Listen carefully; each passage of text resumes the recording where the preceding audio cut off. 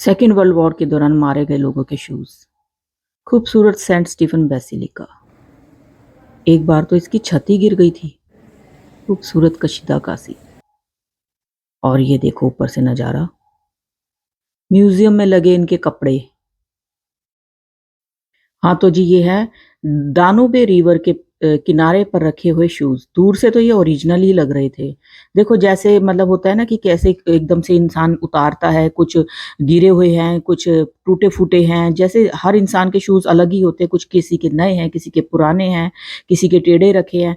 वो लोग क्या करते थे, जूस लोगों को पकड़ के ना, जब सेकेंड वर्ल्ड वॉर हो रही थी, और उनको मार के रिवर में फेंक देते थे, और लोगों को डराने के लिए ना उनके जूते उतरवा के उन्होंने यहाँ लाइन बना के रख दिए थे ताकि लोगों में दहशत रहे।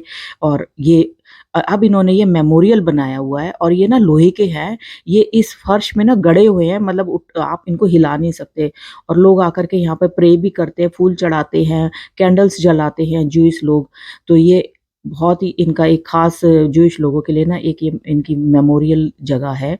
और ये देखो कितने, मतलब मेरे को तो दूर से बिल्कुल ना ओरिजिनल ही लग रहे थे। लेडीज के भी शूज हैं इसके, इनके बीच में बच्चों के भी थे, छोटे शूज भी थे।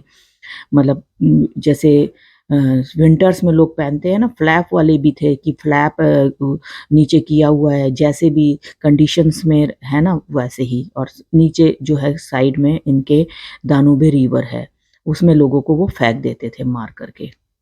और ये सब देख करके मैं आगे चली सेंट स्टीफन बेसिलिका देखने के लिए। मतलब ये इनकी ना फैशन स्ट्रीट होती है, इससे गुजरते हुए जाना होता है। बड़े अच्छे अच्छे यहाँ पर शोरूम्स हैं, कैफ़े हैं, और वो सामने है सेंट स्टीफन बेसिलिका। बहुत ही खूबसूरत है ये बेसिलिका। और जो सेंट स्टीफन है ना, उनके ही नाम पर बनाया गया है। बड़े अच्छे इनके संत थे, और कहते हैं वो ना पहले इनके एम्परर थे, शासक थे। और ये जो बेसिलिका जब बनाने लगे थे ना, तो इसके लिए ना लोगों ने खूब सारा दान वगैरह दिया था। तो हुआ क्या कि कहते हैं कि वो जो मटेरियल वगैरह लोगों ने दिया था ना, वो घटिया क्वालिटी का भी हो सकता है। तो इसको बनाते बनाते ना इसकी छत ही गिर गई थी। तो फिर से दोबारा इसकी कंस्ट्रक्शन स्टार्ट की। और जो है ना इनके जो ये बनाया गया है ये बेसिलिका, जो सेंट स्टीफन के नाम पर है जो। तो कहते हैं सेंट स्टीफन ने ना मतलब अपने देश की खूब रक्षा की। और फिर उन्होंने एक मतलब होते हैं ना विचारों में, या जैसे हम प्रे करते हैं, मदर मैरी को उन्होंने अपनी तलवार ही भेंट कर दी कि हे मदर मैरी, आप ही अब इस देश की रक्षा करें। और वो संत बन गए।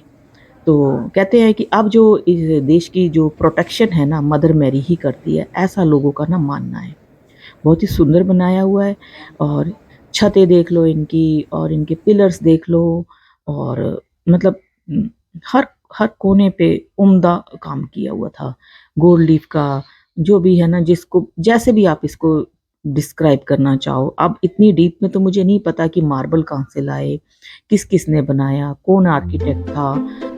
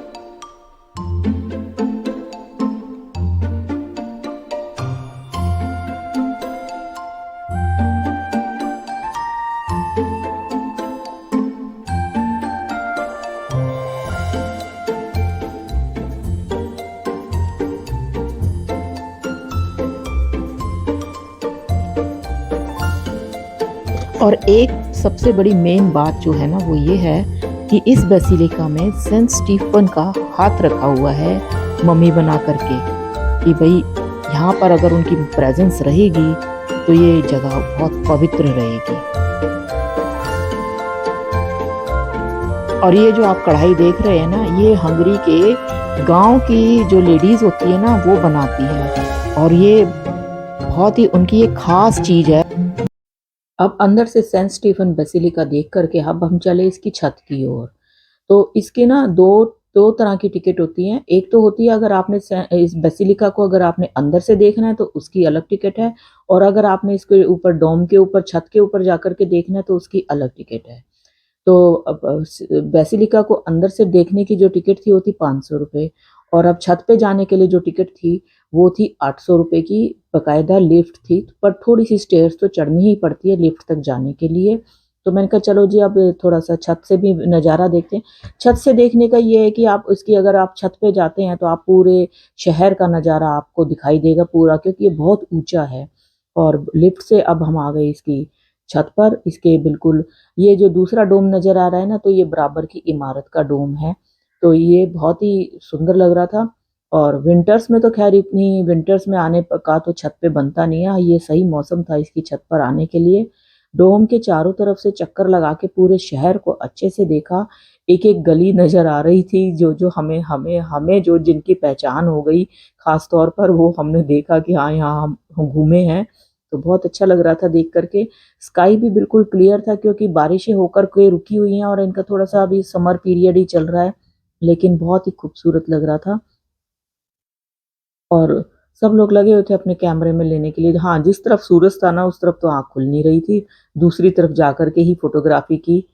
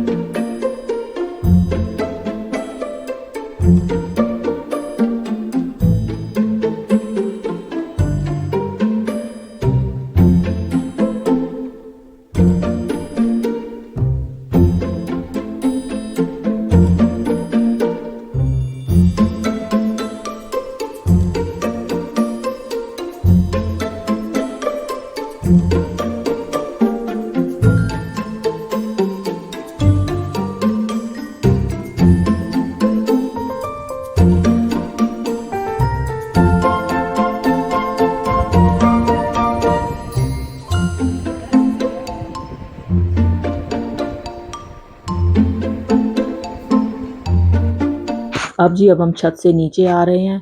ये देख लीजिए आप अंदर का इसका स्ट्रक्चर देख लीजिए कैसे ईंटों से बना हुआ है।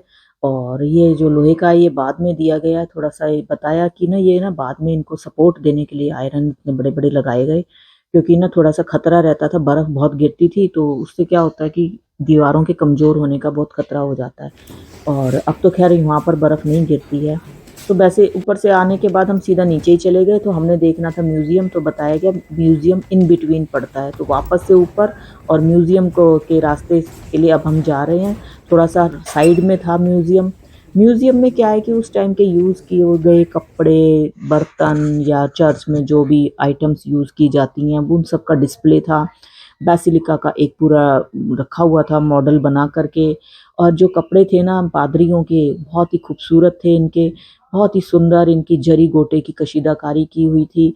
और जो इनके जो चर्च इस्तेमाल किए जाते हैं इनकी पूजा पाठ में वो सब चीज़ें रखी हुई थी, बहुत सुंदर थी। शायद गोल्ड की भी हो सकती हैं। और इनकी बाइबल रखी हुई थी और बड़ी सुंदर, इसको भी इन्होंने वेलवेट के कपड़े में इसको डेकोरेट किया हुआ था। तो ये तो था जी बेसिलिका का पूरा टूर, जितना भी हो सका मैं दिखा सकी उतना मैंने आपको दिखाया है। तो ये प्लीज़ देखते हुए प्लीज़ लाइक एंड सब्सक्राइब करना। और अब नेक्स्ट वीडियो में मैं दिखाऊंगी कि अब हम कहाँ घूमने गए हैं। तो प्लीज़ ये वीडियो देखते हुए आप लाइक करना है, और मिलते हैं नेक्स्ट वीडियो में। Thanks for watching.